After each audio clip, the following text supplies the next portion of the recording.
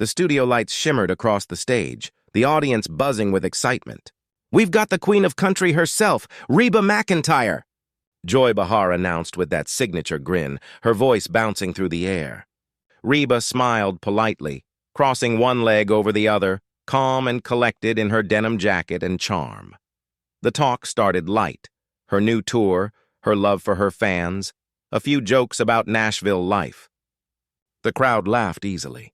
But then Joy leaned in, voice dripping with mischief. "You know, Reba, I've always wondered, how do people down south manage to talk about politics without mentioning church or barbecue every 5 seconds?" A few nervous chuckles rippled through the audience. Reba's smile didn't reach her eyes now. She tilted her head slightly, taking a sip of coffee. "Well, Joy," she said softly, "we managed just fine, with a little grace and a whole lot of respect." Joy smirked. "Oh, bless your heart. Isn't that what y'all say when you're trying not to sound rude?" The audience gasped. Reba's cup lowered slowly to the table. The air turned heavy, still electric. And that was when the storm truly began to brew. The camera tightened on Reba's face, that famous calm now cracked by a flicker of disbelief. She gave a slow smile, the kind that warned something big was coming. Joy, sensing the tension, tried to keep it playful. "Come on now, Reba. You've got to admit, some folks down there can be a little behind the times." The crowd tittered, unsure whether to laugh or hold their breath. Reba's voice dropped, smooth but sharp. "Behind the times? Joy, the people you're talking about are the same ones who raise families, build towns, and serve this country. They're not punchlines." Joy rolled her eyes. "Oh, please, it's just a joke." "Don't get all country defensive on me." That word, country defensive, hung in the air like smoke. Reba leaned forward, eyes locked on Joy. "There's a difference between a joke and disrespect, Joy. You'd know that if you'd ever been on the receiving end." The audience fell silent. The camera caught Joy's uneasy smile as Reba's southern grace hardened into something unshakable, and then Joy laughed, loud, dismissive, cutting her off mid-sentence.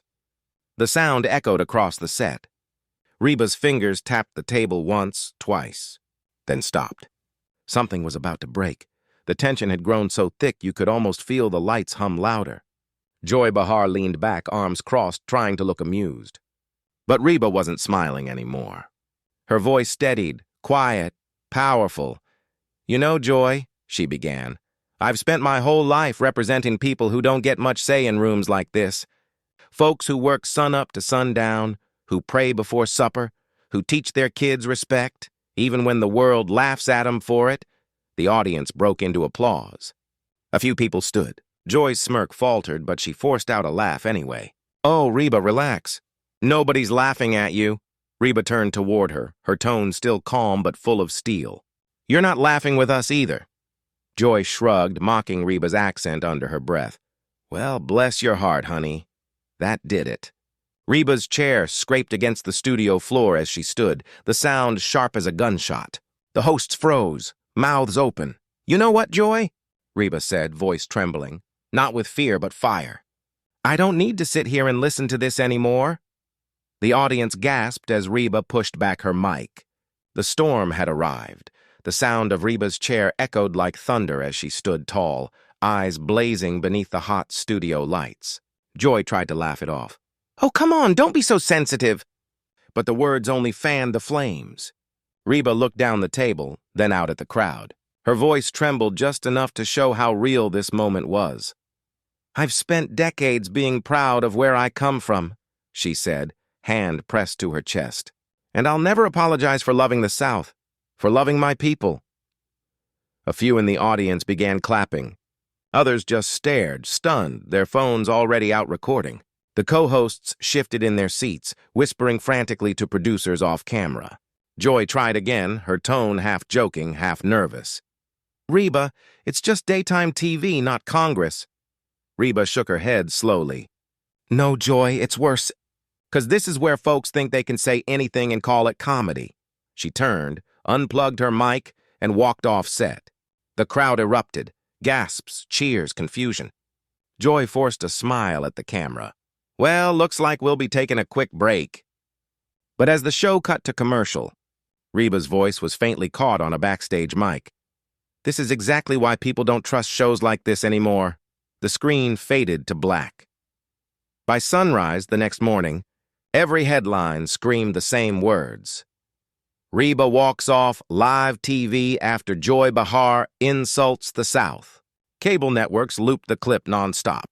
On social media, hashtags like Heart Stand with Reba and Disrespect on The View trended for hours.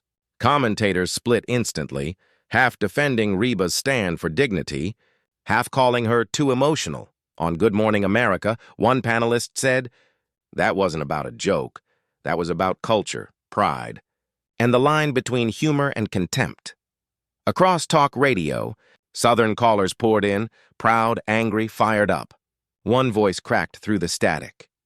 Reba didn't just walk off for herself.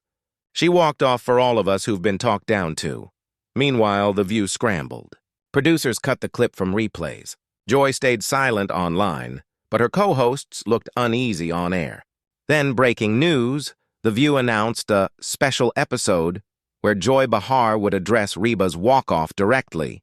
As the promo flashed across every network, one question burned hotter than ever.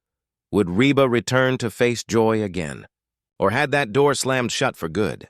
The nation held its breath, waiting for the next move. If you've been watching this unfold, you know this wasn't just another celebrity spat. It was a moment that cut straight to the heart of America. What we saw between Reba McEntire and Joy Behar wasn't just about two women on a talk show. It was about respect.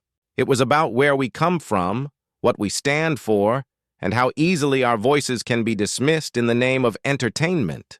So here's the question. Whose side are you on? Do you believe Reba was right to stand up and walk out? Or do you think Joy's joke went too far?